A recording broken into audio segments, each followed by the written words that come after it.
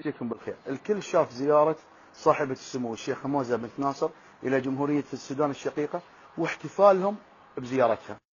واخواننا السودانيين مهي بغريبة عليهم هذا الاستقبال وهذه الحطاوة، وكلمات صاحبة السمو لاخواننا في السودان ايضا مهي بغريبة عليها جعل عمرها طويل.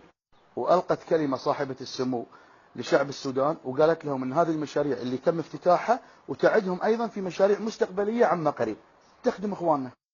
والكل فرح بهذه الكلمات الجميلة من شعب قطر وشعب السودان والشعوب العربية الطاهرة النظيفة اللي تحب الخير لاخوانها العرب.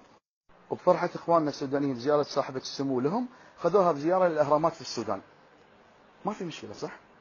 زين انا بفهم المذيع الفاشل العزمي مجاهد في قناة العاصمة في مصر تطلع وتنتقد هذا الشيء وتتكلم بهالسلبية وبقهر، ليش؟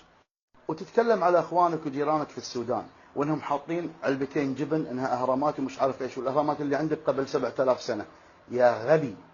ويقول لنا زيارتها هذه مؤامرة. مؤامرة يخرب بيتك، والله انك حقود، والله شر البلية ما يضحك. لكن انا بعلمك يا غبي الحين. تعودنا في قطر من راس الهرم صاحب السمو الشيخ تميم وسمو الامير الوالد وصاحبة السمو الشيخة موزة وكل اخوان سمو الامير الله يطول في عمره وحتى شعب قطر. ما ننسى اخواننا في العروبة، لكن بشرط ان نودي ونسوي ونفعل مشاريع حيوية، بس مو باللي بيقول شعبهم. يعني عشان توصلك المعلومة بالمصري، مش اللي بيسرقوا شعوبهم. الفلوس هذه مش تروح حق السيسي في بطن السيسي ومخابراته ووزاراه وانتم اشكالك.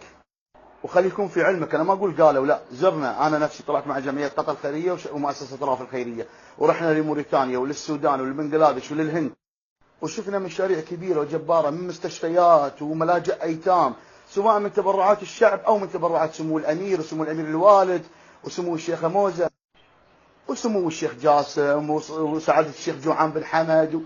يعني مشاريع نراها على ارض الواقع في كل هذه الدول العربية والاسيوية.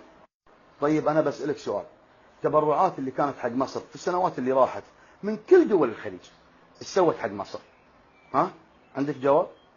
طيب بعد ابغى اسالك سؤال ثاني، انت تقول الاهرامات لها 7000 سنة، حلو، 7000 سنة من ايام الفراعنة.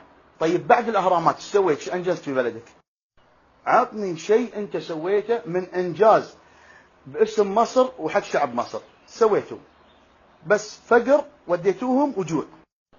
لا لا لا، في انجاز. تعال، صحيح السيسي ارسل عساكر مصريين يقاتلون بصف بشار ويقتلون الشعب السوري يا حثالة. عرفت انجازك؟ انجازك دماء الاطفال والايتام والارامل في سوريا يا قذر. انت ويا السيسي وشرذمتكم القذرة اللي معاكم. وبعدين يا غبي ابغى اقول لك شيء، ترى قطر اللي سوته مش بس برا، حتى حق شعبها ما خلك لا ارمله ولا يتيم ولا مطلقه ولا مسجون ولا كبير في السن ولا حتى معاق ولا كلهم. كل الناس اهتمت فينا ودلعتنا وراحت تدلع اخواننا العرب، مو تقهر.